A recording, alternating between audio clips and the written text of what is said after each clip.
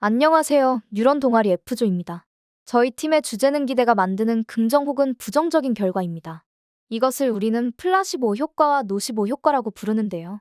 플라시보 효과란 약도 독도 아닌 비활성 약품을 약으로 위장하여 환자에게 투여했을 때 환자의 약에 대한 긍정적 믿음으로 인해 실제로 효과가 나타나는 현상을 말합니다.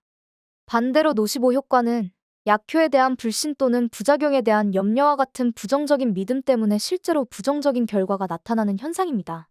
저희 팀은 이 두 가지 효과를 직접 확인하기 위해서 실험을 준비했습니다. 이 실험은 저희 뉴런 동아리 멤버를 대상으로 진행하는 실험입니다. 실험 과정은 먼저 같은 음료수에 다른 색깔의 식용색소를 넣은 후에 실험자에게 음료수를 마시게 합니다. 이후 실험자들에게 각각의 음료수 맛에 대한 설문지를 받습니다. 저희 팀은 실제로는 세 음료수 모두 같은 맛이지만 색상에 따라서 참여자들이 맛을 다르게 느낄 것이다 라고 예상했습니다. 또한 저희 팀은 플라시보와 노시보 효과에 대한 해외의 실험을 2개 조사해봤는데요.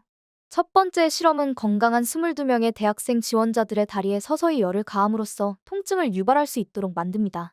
이때 실험 참가자들의 고통 수치는 66이었는데 여기서 고통 수치란 실험 참가들이 자신이 느끼는 고통 수치를 1에서 100까지 나타낸 것입니다. 실험 A1실험에서는 참가들에게 진통제를 투여하지만 참가자들에게 약물에 대한 지식이나 기대 효과를 제공하지는 않았습니다.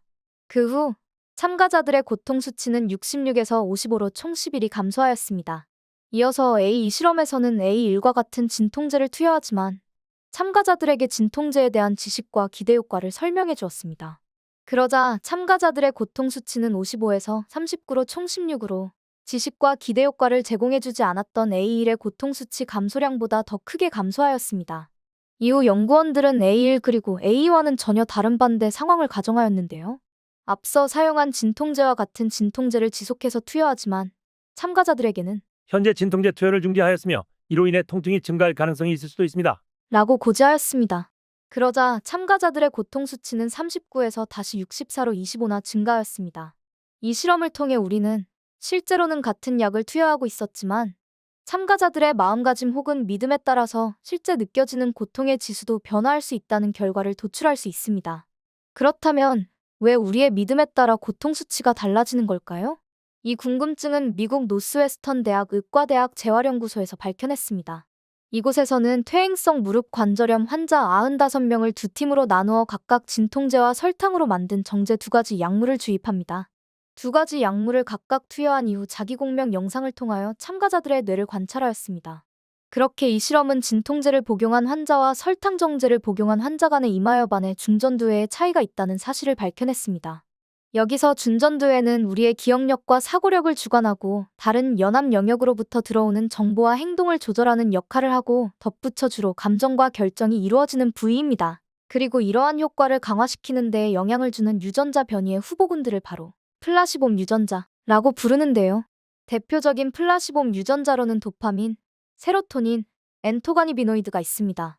플라시봄 유전자는 개인차에 따라 나타나는 유전자 변이에 따라서 플라시보 효과에 영향을 주는 호르몬의 작동 경로에 변화가 생깁니다.